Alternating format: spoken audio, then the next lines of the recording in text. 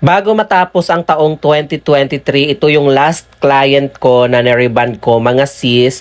Ginawa ko siya noong December 27, 2023. So, bago ako nag-leave, ay ito yung client ko na ginawa ko. So, bali ito yung i-reband natin, mga sis, na may kasamang color at talaga namang napaka-kinky ng buhok ng ating client. Bukod sa kulot na kulot yung buhok ng ating client, previously rebanded ito at may kulay, kaso nga lang sobrang damage ng kanyang buhok at may mga parts dyan na medyo nag-freezy na talaga.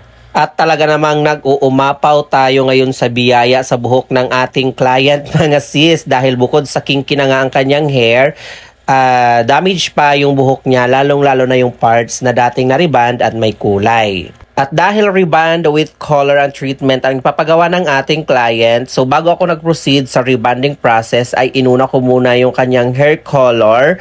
Bali, inuna ko yung color niya para mas mabilis mag-react yung medisina na i-apply natin sa kanyang hair kasi nga kulot na kulot yung buhok ng ating client.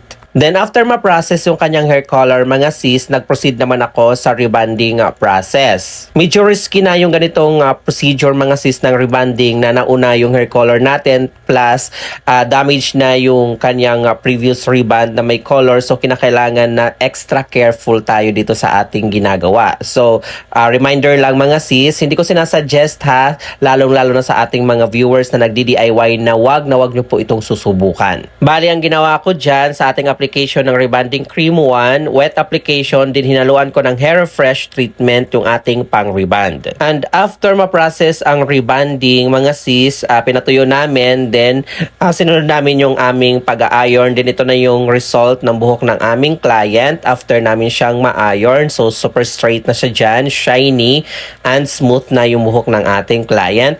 Then, after ironing process, sinunod namin in-apply yung kanyang neutralizing cream, then binabad namin. And after that, pinabanlawan din namin yung neutralizing cream, then nilagyan namin siya ng hair treatment. And after nga ma-process yung ating neutralizing cream, mabanlawan at malagyan ng hair treatment, so this time, mga sis, ay binoblow dry na natin yung buhok ng ating client.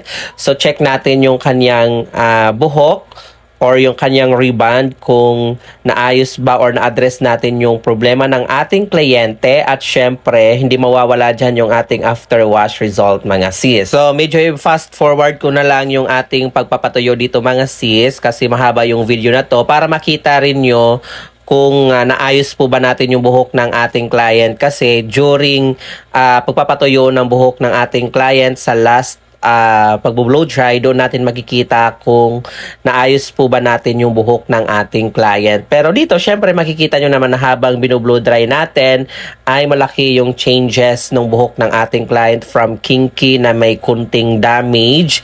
At nakita naman natin dito na umaayos na yung buhok ng ating client. At tingnan natin yung kanyang after wash result na sinend sa atin ng ating client after 9 days. So sobrang tagal na bago nag-update yung ating client. At akala ko nga hindi na siya magsisend sa akin ng after wash result kasi sobrang tagal na at hindi ko siya ma-follow up dahil wala siyang message sa akin sa aking Facebook page. And finally, this is a final result sa ating ginawang color reband with treatment, mga sis. So, ayun, super nice ng kanyang hair.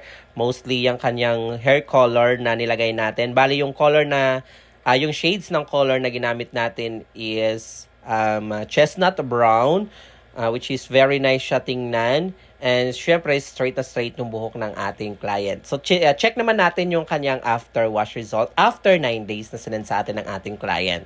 And this is our client's feedback after wash result. After 9 days na siya, mga sis. So, tinanong ko pa siya dyan kung siya ba yung kinky. Kasi baka magkamali ako, charis. So, ayan, mga sis, tingnan natin yung video ng kanyang hair kung same result pa rin or kung maganda pa rin even 9 days na yung nakakalipas. So, again, ito yung before ng hair ng ating client. Bago natin siya i-reband, talaga namang bukod siyang pinagpala, kulot, at damage yung hair. At ito naman yung ating client's hair after natin siyang mariband after 9 days na po, mga sis. So as you can see, straight na straight pa din. At maganda pa rin yung hair niya, mga sis. So kinakailangan lang niya ng follow-up treatment para mas ma-refresh yung kanyang hair at talaga namang mapanatili yung ganda ng kanyang buhok. And that's it for today's video hair transformation. Thank you for watching and Happy New Year everyone. At sa lahat ng aking future client, open for appointment na po kami today. So kung may balak kayong magpagawa sa amin, book your appointment to secure slot. Thank you so much. And this is Chading saying have a great hair day always mga sisilab. Until our next video hair transformation. And bye!